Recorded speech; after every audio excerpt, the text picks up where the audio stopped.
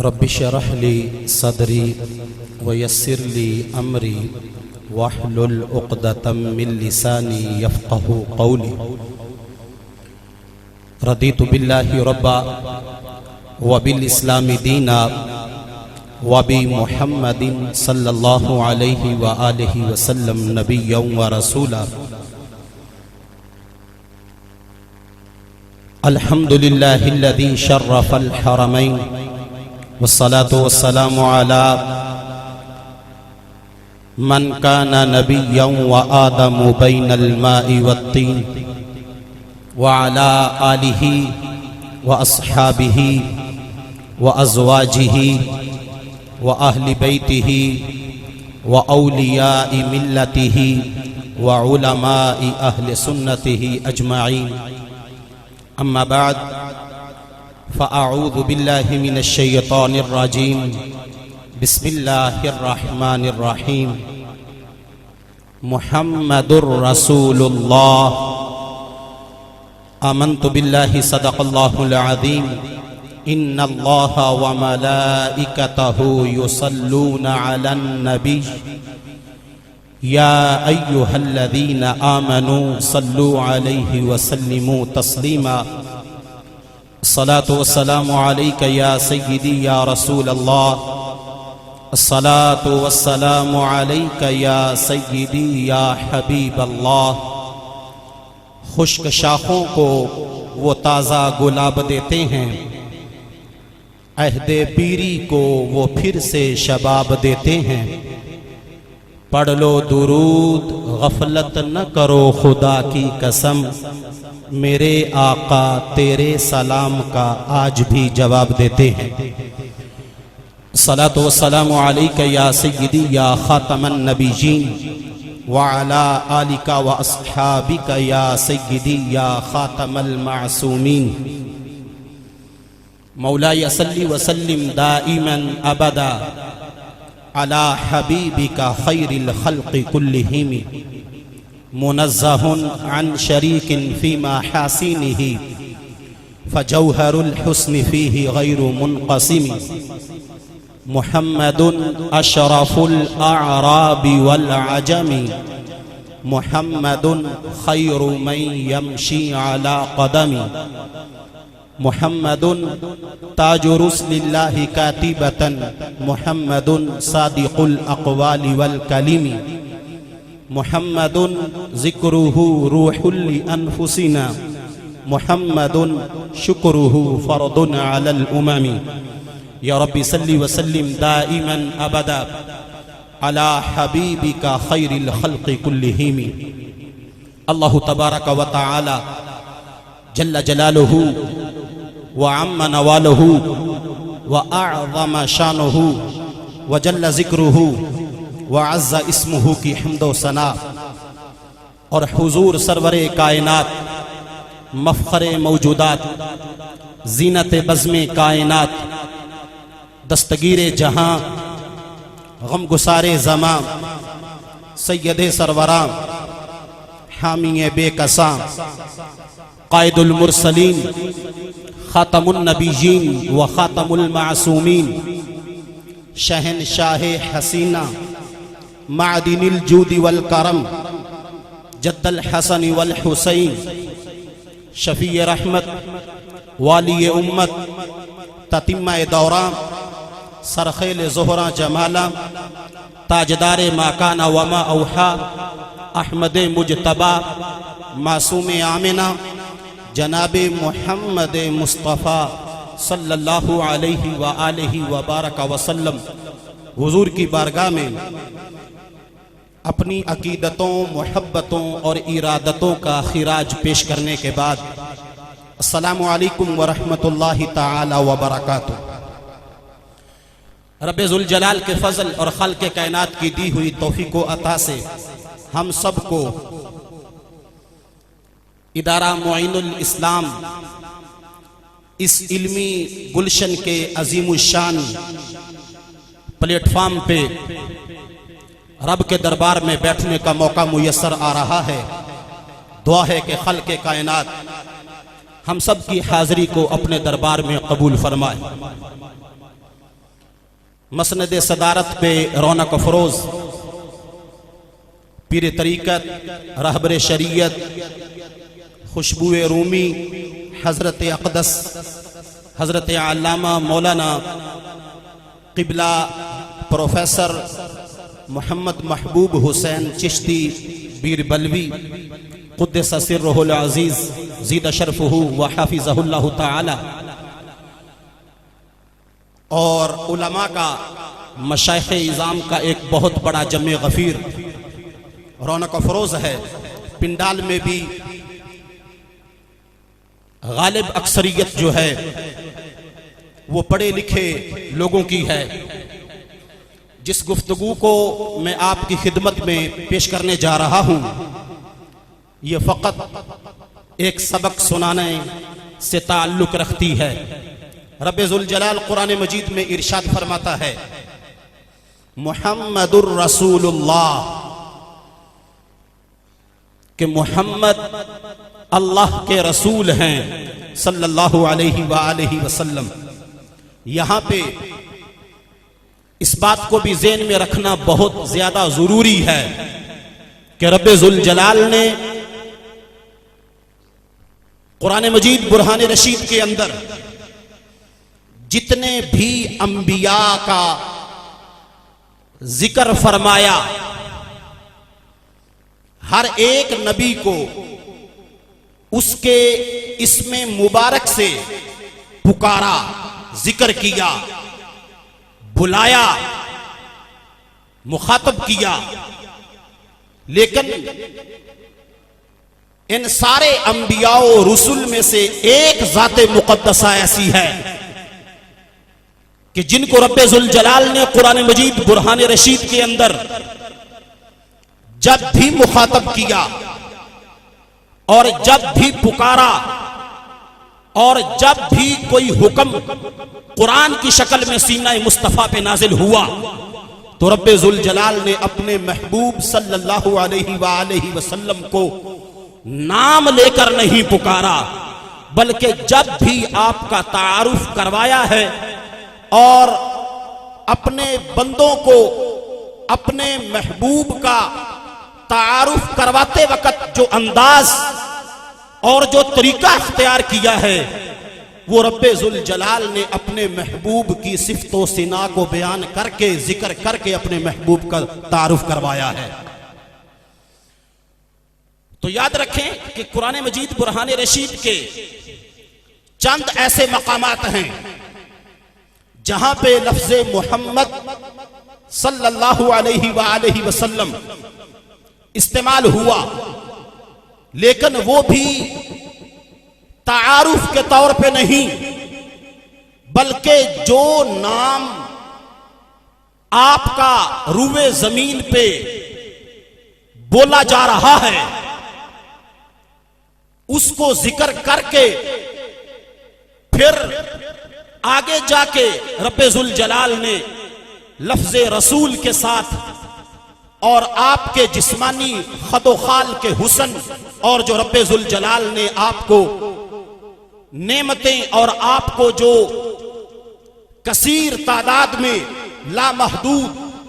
نوازشات عطا فرمائی ہیں ان کا ذکر کیا ہے۔ اور خلق کائنات نے قرآن مجید کے اندر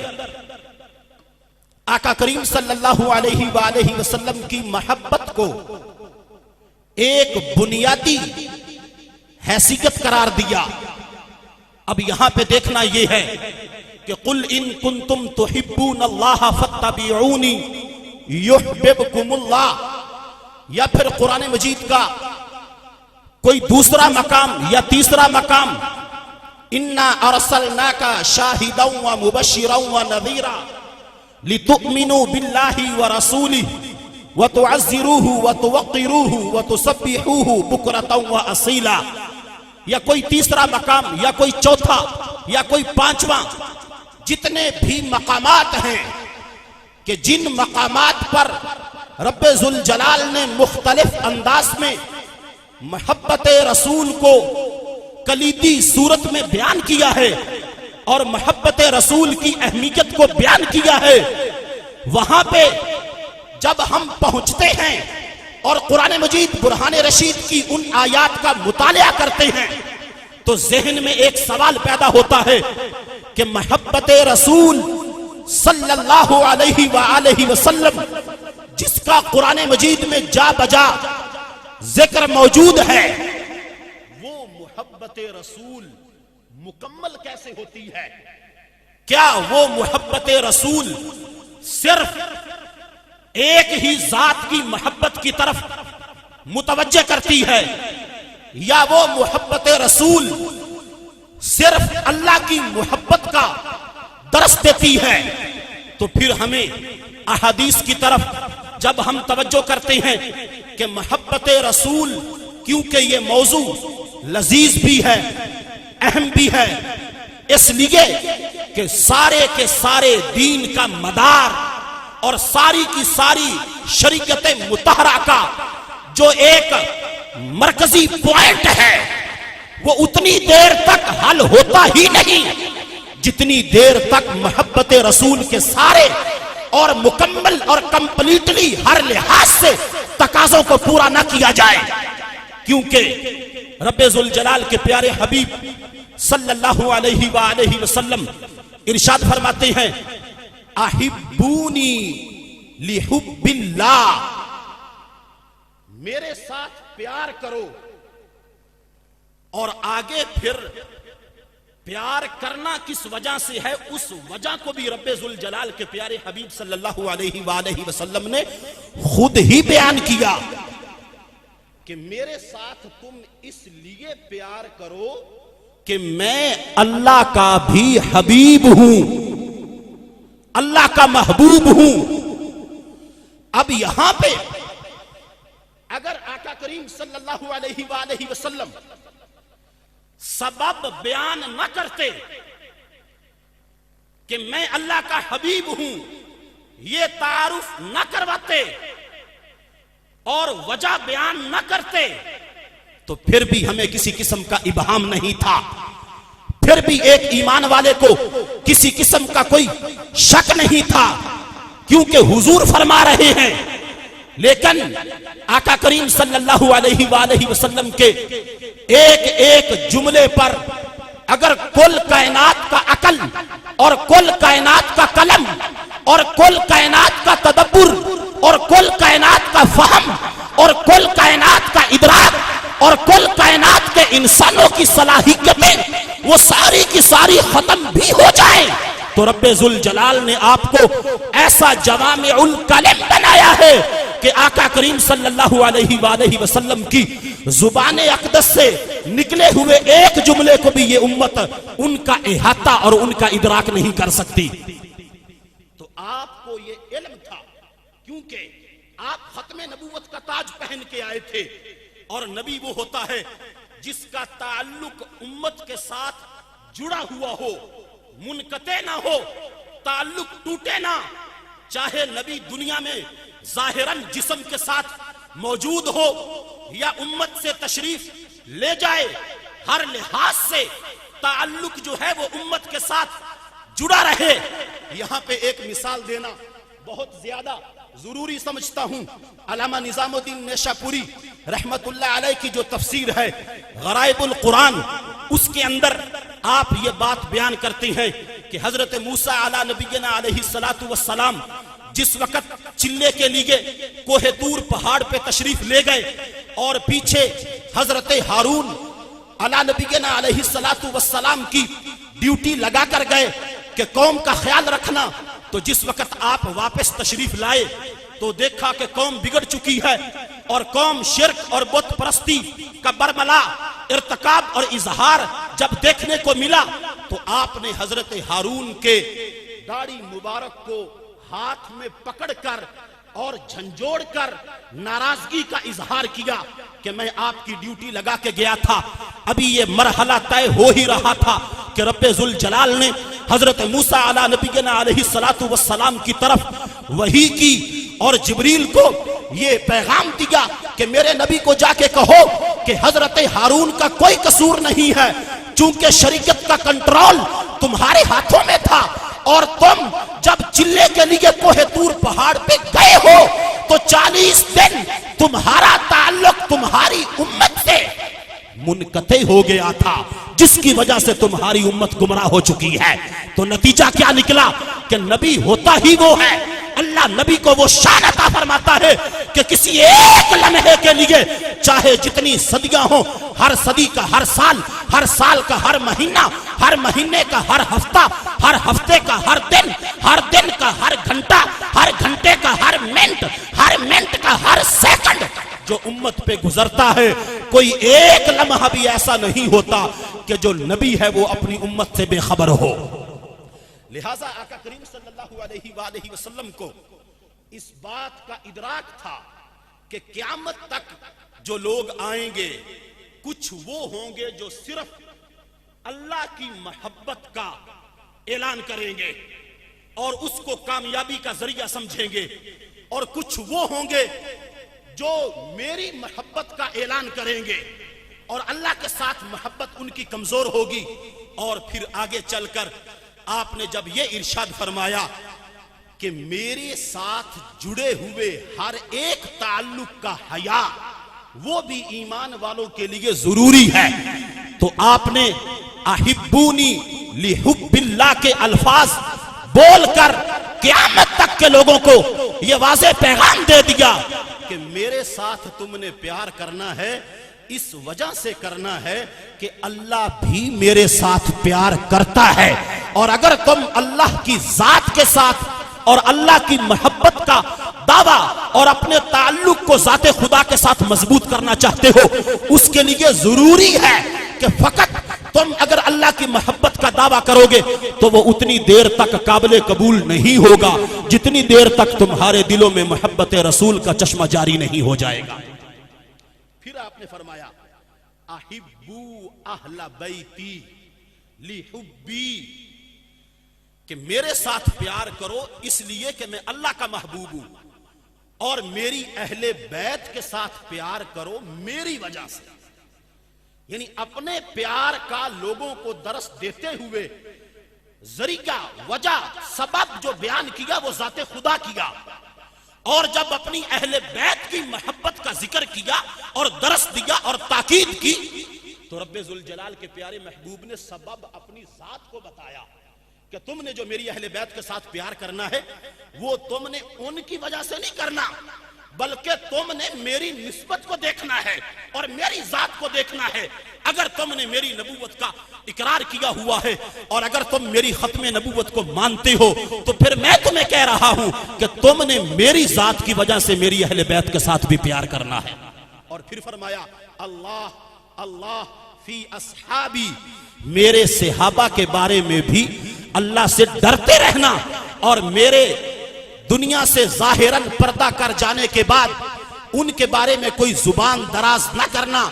بلکہ ان کے ساتھ جو تم نے پیار کرنا ہے فمن احبہم فبحبی احبہم، وہ بھی تم نے میری ذات کی وجہ سے پیار کرنا ہے۔ اب یہاں پہ 3 محبتیں ہو گئی، ایک اللہ کی محبت، ایک اللہ کے رسول کی محبت، اور ایک صحابہ و اہل بیت کی محبت۔ لیکن اگر تم ترتیب کو ذہن میں رکھو تو کوئی ایک محبت بھی محبت رسول سے خارج نہیں ہے، نہ محبت اہل بیت محبت رسول سے خارج ہے، نہ محبت صحابہ محبت رسول سے خارج ہے، اور نہ ہی محبت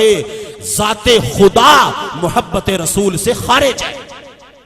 اس لیے آقا کریم صلی اللہ علیہ وآلہ وسلم نے ان 2 محبتوں کو، یعنی حب صحابہ کو اور حب اہل بیت کو،